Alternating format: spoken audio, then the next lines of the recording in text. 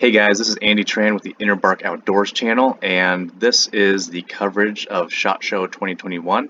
And I have Brett from Streamlight about to talk about some of the new products they have for some of the everyday market and also for the weapons and tactical market. Brett, take it away. Excellent. Thank you for taking the time to learn about the Streamlight products that we introduced here at SHOT Show for 2021. The first product we're going to talk about is something totally new and different from Streamlight. It's called the Streamlight Wedge. It is a deep pocket carry light designed for everyday carry with a rotary switch on the side. The rotary switch has several functions to it.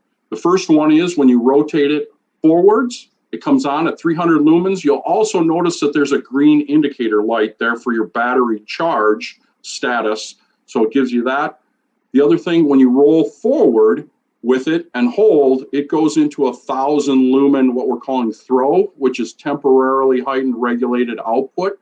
So it has a throw mode or a burst mode for 35 seconds or so. Then it will thermally shut down, come back to the 300, and you would get another burst and another burst as you go. The charge time is going to be 3 hours on the 300 lumens runtime wise. And again, the pocket clip on the one side here gives you 2 screws. You can flip it over, so left or right-handed, strong side, weak side. It's good to go either way. The charge port is on the end. One thing I want to call out is this is a little different from Streamlight. This is the first USB-C port that we're putting in something. So most of our stuff uses the micro port. This is the C port, so that doesn't have the directionality for plugging it in. So you can just plug it in either direction with the plug and have it charge. When you plug it in, again, with the switch, it's going to be red and green when it's fully charged. Awesome. So I have a question about the USB-C. Since, for other electronics, you're able to put a lot more power into the device to charge. Have you guys, what's your charge rate for that? Well, the charge rate is increased with it. Obviously, like you said, there's more contacts there, so you can utilize that and deliver more power into the unit. The other thing is with the USB-C plug, this is an IPX7 unit, so it's totally waterproof as well. So we can leave that plug exposed, if you will, water, debris, whatever, can just be wiped out, blown out of there, whatever. But it still keeps its IPX7 waterproof rating.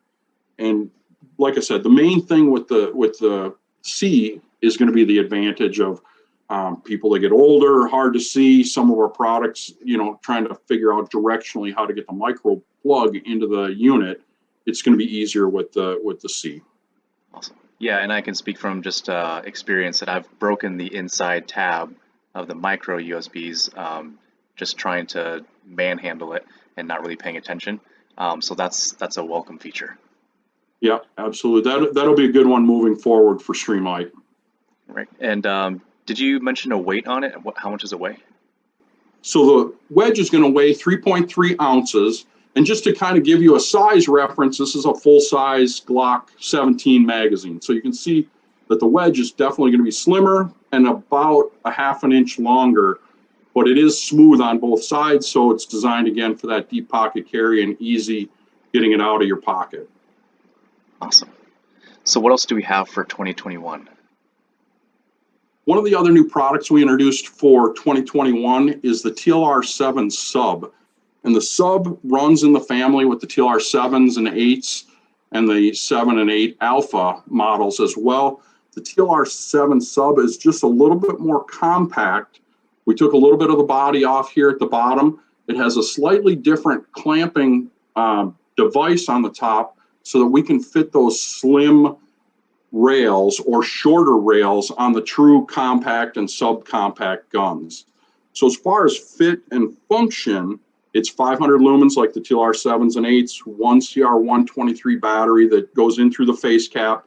The face cap still has the lockout feature where you, from tight, you give it a quarter turn to loosen it. You'll feel a detent that locks it out. So if you're going to put it into a case, take it to the range, something like that, you don't have to worry about it inadvertently getting bumped on and the battery being dead when you get there. The switch function is the same as well. So you're going to have press for and hold for momentary, tap it to lock it on. Excellent. And it's coming with the high switches? Correct. The TLR7 Sub is going to come with the high switch mounted on it, and then the low switch is going to be available as an accessory item. Excellent. And I understand that there's a couple different models of the actual 7 Sub Light to fit different pistols. Can you talk a little bit about that? Yeah, we have 3 models that are available in the TLR7 Sub. The first model is going to fit the Glock 43 rail and the Glock 48 and the MOS versions. So it's designated for those, comes with the locking kit that'll lock in on the rail and everything just for those pistols. The second model is for the SIG P365 and 365 XL. So those are pretty much dedicated again for those 2 particular guns, or size guns. The other one is a 1913, what we're calling a 1913 short, basically. So this is the PX4 Storm from Beretta. It has almost a standard 1913 rail or Glock size rail on it, but it was too short to accept the TLR7 Alpha and that size light. So what it gives us, this comes with 3 locating keys, rail locating keys, and it will fit a bunch of different pistols. It fits the M&P 2.0. It fits the Beretta Storm compact and subcompacts, the Springfield XDE, XDS, and also the H&K 45 compacts. So we make one model that'll fit a variety of pistols. The other 2 are pretty much for the Glock 43X with rail, 48 and the MOS models, and then the SIG 365 model. Excellent. And we kind of talked a little bit off screen a little bit about how more models and compatibility will be updated as time goes. Can you talk a little bit about that? Correct. Just like our TLR6s and some of our other weapons light series, there will be new additions into the TLR7 Sub. One of the drawbacks that we had talked about off camera was, without having the show this year, all the companies that have come with new pistols, new rail dimensions, new sizes, new things are not readily available to us. Usually we would be able to see those this week, see if they fit a current configuration we already have, or if we have minor adjustments to fit those particular weapons. So I think we're going to be a little bit slower on some of that this year, just because of the fits and the availability. You know, the show is a great gathering place to see all the new information, all the new things. So it's going to take a little bit longer this year with us all being separated. Awesome. So where's the place where people can get the most up-to-date list of pistols that these will fit? The best place to go is Streamlight.com. That's going to have the most current list and fit guide for any of our weapons lights to a particular pistol. So you can look it up by, model number from Streamlight, go in there, there'll be a listing.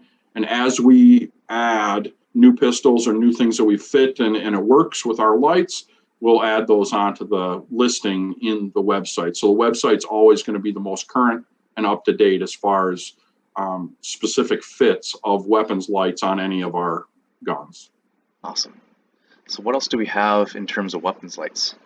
One of the other series that we've added into this year with a laser version is the TLR9, which is the 2 lithium cell version. So it's 1,000 lumens, 2 cells going through the front again. One of the major advantages with the 10 and the cells going in through the front, you don't have to dismount the light. So once you get the laser sighted in, zeroed however you want it, you can unscrew the face cap, change the batteries. You don't have to dismount the light and then recheck the zero once you get it back on the gun. This also has the same lockout feature on the face cap, same locking device that we've had in the TLR9 with the fit keys and the clamping style. So it'll adjust for some rail variants and all that. Windage and elevation adjustments are also on the side of the light. And then this is going to be available in the Flex model. So that's going to have the high switches mounted on the light and the low switch will be in the package with the light. So the consumer can take the low switch if that's what they want to do, change it over and fit their particular shooting style. Awesome. Can we talk a little bit about some of the switch? Because I think most people, at least in the tactical world, we're pretty used to weapons cleared. We're pretty used to having lights that have the cells side by side. Can you talk a little bit about the benefits of having your cells in line and more slimline? Yes, absolutely. It fits with the laser versions like we had talked about. The batteries can go in through the front, so you don't have to dismount the light to do it. The other major feature, and again, my gun is clear as here as well, what it gives you is it gives you the ability to streamline the light for holster fits, snag, all those kinds of things are reduced because we got the batteries in line here rather than the light being wider than the rail or the frame of the gun, that kind of thing. The inline is a much sleeker fit to the gun. So it gives you, the same compact, the trigger guard to the bottom of the gun, but it gives you also a much sleeker profile side to side than the side-by-side batteries. And I think it's worth noting, and I'm a little bit smaller of a screen, but I'll try and show it the best I can. There's a couple of case studies where either some debris or a curious finger from a child has gotten into that gap that's necessary for the light to go through for a side-by-side mount and have a negligent discharge that way. So I think the way that tactical lights, at least for pistols, are going to go is more of that inline, just for that safety reason. Correct. And though that fits into the holster design is really where that comes in. It definitely needs to be rounder and more open. The bigger the light that you put on the gun, the more room you're going to need there and more possibility for just exactly what you had talked about. Having it a tight fit again, whether it's a TLR7, some of those things that also fits into your holster selection in that with the smaller, shorter light, narrower, fitting inside the frame of the gun, it gives you more options and there's more holsters available for different types of carry in the marketplace. Awesome. So what else do we have for 2021? So we also have added the TLR1 and TLR2 rail mounts with laser. So last year at SHOT Show, we had introduced just the new light. This is the laser version of it. So 1 cell, 2 cells, 500 lumens again, 1,000 lumens on the 2-cell light. This light has the integrated ergonomic switch on the back. Then it has the removable cap and the plug. I'll get a little closer so you can see it. The plug for the remote pressure switch. So this light is going to be available with or without the remote pressure switch with it. So you can buy just the light laser unit or the complete unit, and it comes with the switch, zip ties, double face tape, everything you're going to need to mount the clips, everything you need to mount it. One change that we've had versus some of our other lights, this is your selector lever on the side here. So I'll get it closer so you can see.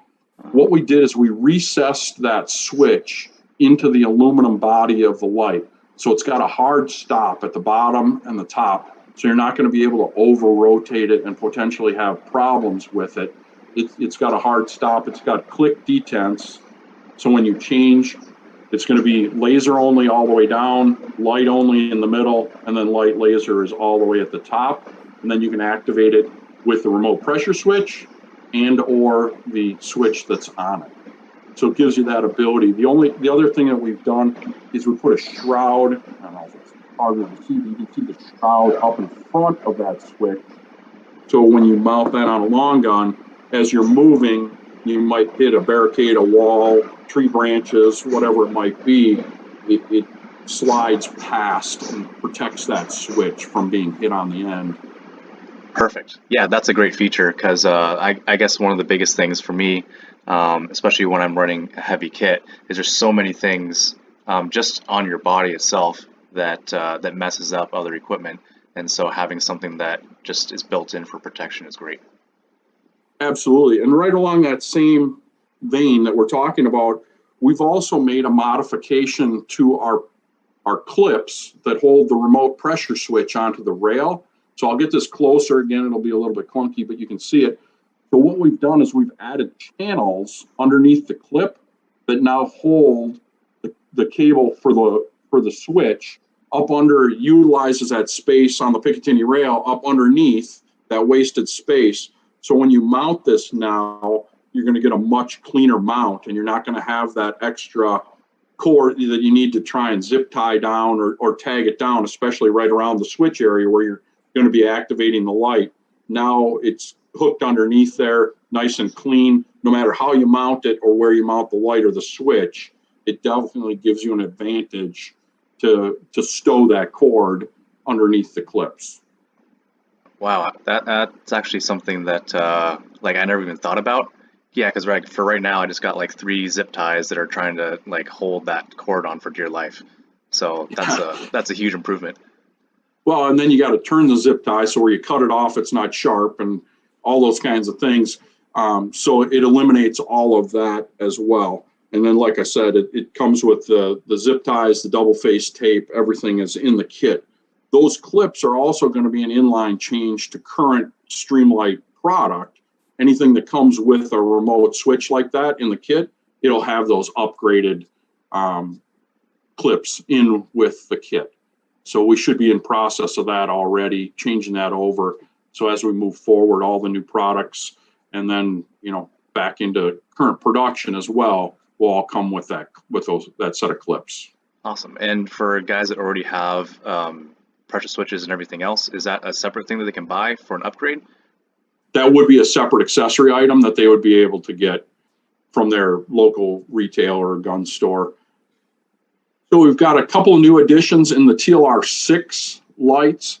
We have one for the 365s again and the 65 XL in a light only version, designed more for the off-duty carry market, somebody that doesn't want a laser in it, but still wants that light and have the holster fit and the compatibility, but not the laser. We've also added a model for the Hellcat, and then we've also added a model in the light laser for that same Glock 43X railed 48 MOS. So we have a light laser module in that same configuration. Awesome. All right, moving along. I believe we have 1 or 2 more things that we want to go over. Yeah, the last one I think that's brand new from us is we made a modification and added into the TLR7 lineup for the contoured remote switch here. So this is a dedicated unit. In our regular TLR 1s and 2s, we have the switch as an accessory item. In the TLR7, this is hardwired in, so it's going to be a complete unit.